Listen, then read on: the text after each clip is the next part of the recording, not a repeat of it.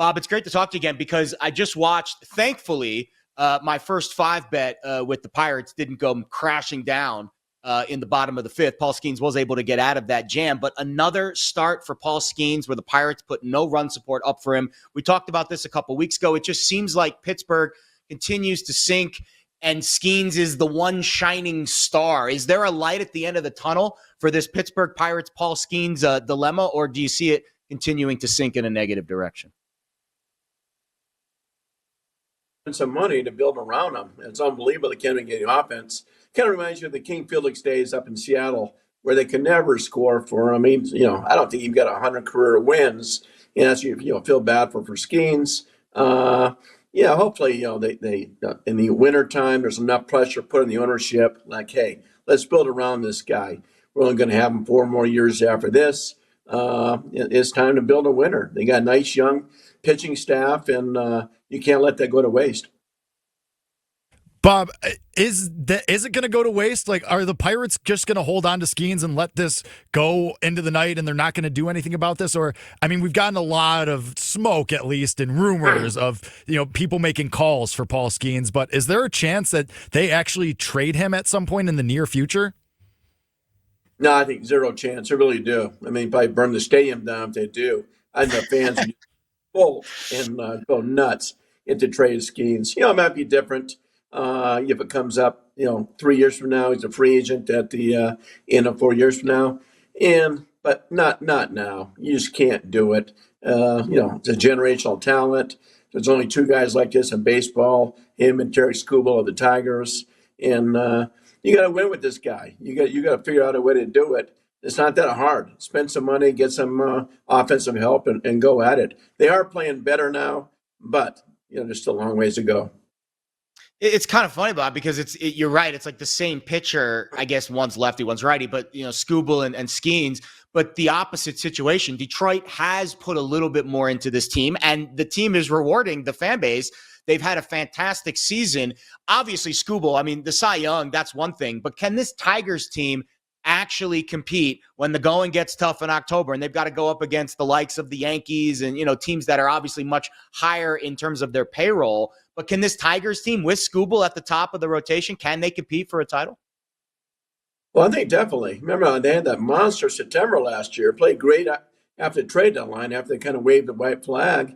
And, they gave everybody fits in October. So, no, I think it's looking as an ALCS showdown, like, back about 10 years ago or so when it was Tigers, Yankees. I think the same thing could happen now. I think the Tigers are that good. They have every bit of chance as anybody in the entire American League to get to that World Series.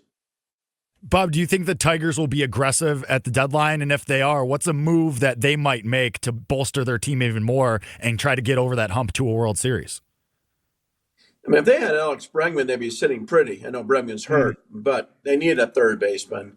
Maybe it's a Eugenio Suarez. There's no Diamondbacks that they sell, but there's got to be enough guys out there to go get a big right-handed bat. And, I think they got to be aggressive. The fans are showing up. I think attendance is up about 30%. So you got to be aggressive. Now's the time. It's like, famous words of Theo Epstein with the Cubs. If not now, when? You got to go for it. Yeah, I think it's going to be a fascinating stretch run in the American League. I think Houston at least has a fighter's chance. Like, they've been playing better lately. You think Alvarez is going to come back and spark that offense a little bit. I think the pitching staff's been solid. Is Houston still a noteworthy contender in the American League? No, absolutely. I think the AL West is a lot weaker than we all thought it would be. I don't think we saw Seattle being below 500. They hit a nosedive here recently. The A's aren't going anywhere. The Angels aren't going to win the division. Texas is a sleeper. If you want to watch a team that could take off and, if they get in October, watch out. That's the team. I think they're the sleeper in both leagues. But no, Houston should be right there. And, of course, Framber Valdez is a legitimate ace. I want to stay in the AL West, Bob, because you mentioned Texas, and even though they haven't played great up to this point, do you think they're more likely to be buyers than sellers once we come to the deadline? Are they going to go for it and just try to get into the dance and then see what happens? I think they will go for it. I think Chris Young, the GM's aggressive guy. Bruce Bochy's already won 4 World Series. Going to try to win one with him. Who knows whether it'll be his last year or not. So no, I expect him to be aggressive unless they just fall apart here the last 6 weeks before the deadline. And they got that pitching too. It reminds you of the Salem Mariners of a year ago. Great pitching, no offense. But on paper, that offense should be a lot better. We're joined by Bob Nightengale, Audacy MLB Insider. Insider calls brought to you by Grainger. For the ones who get it done, Grainger offers professional-grade supplies and solutions made for every industry and backed by product experts. Click, call Grainger.com or just stop by. Bob, I was reading this article this morning about home runs in baseball and how the average distance of home runs and just fly balls in general are down by about 4 feet. Now, you could use environmental factors, baseball factors to kind of explain this. How would you explain this? And is this something that we should keep an eye on as we get down the stretch of the season? Yeah, I mean, it's interesting, but baseball wants offense, so it's not like MLB is saying, "Hey, let's deaden the balls." That's not happening. It's tough to say what the reason is. It really is because you still got a bunch of home run hitters. You got Cal Raleigh, a catcher, hit league major leagues at 26. Judge there at 25, and we've seen some monster shots too. I mean, Byron Buxton hit 469 feet the other day. So there's a lot of tape measure jobs. So that's a little surprising.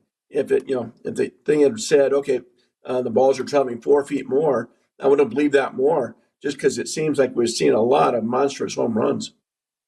Speaking of people who hit monstrous home runs, Shohei Ohtani, it was reported earlier in the week that he's potentially going to return to the mound here, Bob, in about the next month or so. Is that what you've heard as well, that we're going to see Ohtani back on the mound as a starting pitcher? And it's mostly probably because the Dodgers, they just need warm bodies right now in that rotation. But is that kind of what you're hearing, what you're thinking too, that Ohtani in the next month or so, we're going to see him back on the mound?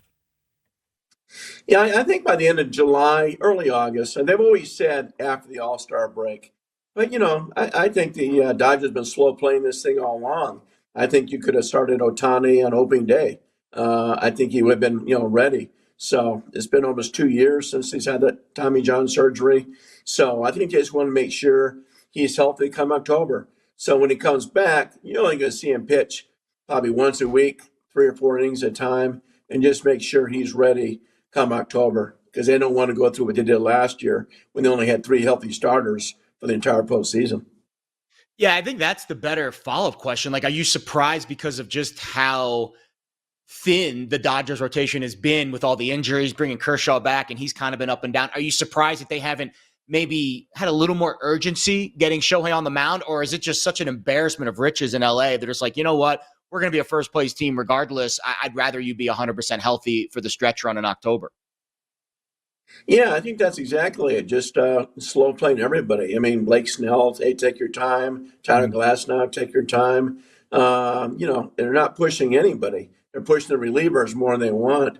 But I think the Dodgers almost treat the regular season as a dress rehearsal. Say, hey, the show starts in October, and that's when we want our guys to be the healthiest.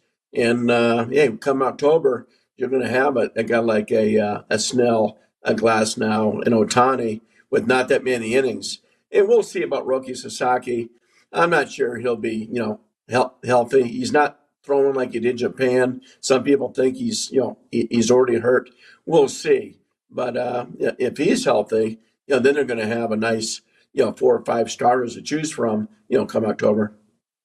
As far as the rest of the NL West, Bob, I want to talk about Arizona because they have not lived up to expectations at all. I mean, they've flopped so far this season. Now they lose Corbin Burns as well. What's the next step for them this season and going forward? Because Arizona now, it's 2 straight years where they are not going to meet expectations after that World Series run. Yeah, I mean, last year they kind of collapsed at the very end of the season. 89 win should have got you in, but it didn't. They won more games last year than they did the year they went to the World Series. This year, kind of treading water. They're kind of in a holding pattern. They don't know whether to, I don't think they'll be buyers, but whether to sell or stay pat. Corbin Burns, a huge loss. I mean, they signed him to kind of protect themselves for Zach Gallen leaving as a free agent. And if they're sellers, Zach Gallen will be a hot commodity, and he could help anybody. He's pitched great against the Yankees and Mets this year. He's a Philadelphia kid, so he's usually tough environments. So no matter what team gets him, you don't have to worry about him being scared of the surroundings. Is it fair to say that it's a harder path. I know the Dodgers are obviously the favorite, but with the Yankees and the Tigers in the American League, I'd be hard pressed to see not one of those teams make the World Series, where in the National League, right, the Cubs have had a great year. The Dodgers are obviously the Dodgers, but you've got the Mets, the Phillies, the Padres, the Giants. Like, these are all teams that have had very good seasons. Is it a tougher, even though there is that one dominant team, is it a tougher path in the National League this year? Oh, absolutely. I think the disparity between the two leagues has never been this big in decades, as far as the National League being that much better than the American League. AL East is just so. AL Central is weak. The West isn't like we thought. So, but you're absolutely right. The National League. I mean, you got the Padres, Giants, and Dodgers in the West. Cubs. We'll see if anybody comes up and challenges like Milwaukee or Cincy in the Central. Then the East, obviously the two powers, the Mets and Phillies. And who knows, maybe Atlanta makes a little comeback here, at least tries to get in as a wild card team. Bob, we've made it about 12 minutes without asking you specifically about either New York team, so we have to contractually break that right now. But both of them, Yankees and Mets, both playing pretty well. But the Mets lose Kodai Senga yesterday. He walks off the mound with an injury. And even though they've gotten the best out of guys like Griffin Canning this year, does it seem like the Mets, or do you feel like the Mets are going to make a big splash in the market come the trade deadline and try to get some help here? I think they'd like to. They never made that big splash in the offseason as far as pitching-wise. So I'm going to go into October with this. The rotation is good, very good in the regular season, but certainly doesn't scare anybody come postseason. So we'll see what happens when Montas comes back, Manaea comes back, how long Senga is out. So it's still a very good team, but you wonder if it's almost like the Dodgers of old, where it's a great regular season team. You wonder how they'll perform in the postseason, without those big stud pitchers. All right, I'm going to give you two teams in the American League that made the playoffs last year that are basically 500 this year, and you have to pick which one of them you prefer more for the stretch run, the Guardians or the Royals? Well, that's a tough one. I would say Royals. I think they're going to be more aggressive at the trade deadline. I think they expected big things this year. They spent money the last two winters. I think they're thinking, hey, it's time to get to the World Series. So I'll go on the Royals. They still have a lot of talent there. I think they're going to be more aggressive than Cleveland. Cleveland seems like they're more worried about spending money at the deadline or even off season, where KC and the ownership member is trying to get a brand new ballpark. Best way to get the voters on your side is to win. Yeah, I think especially with the Royals after what we saw last year in the playoffs, it'd be fascinating to see them make another push. Bob Nightengale, we appreciate the time. As always, sir, good luck with the rest of the season, and we'll talk to you soon. All right, look forward to it. Thank you, guys.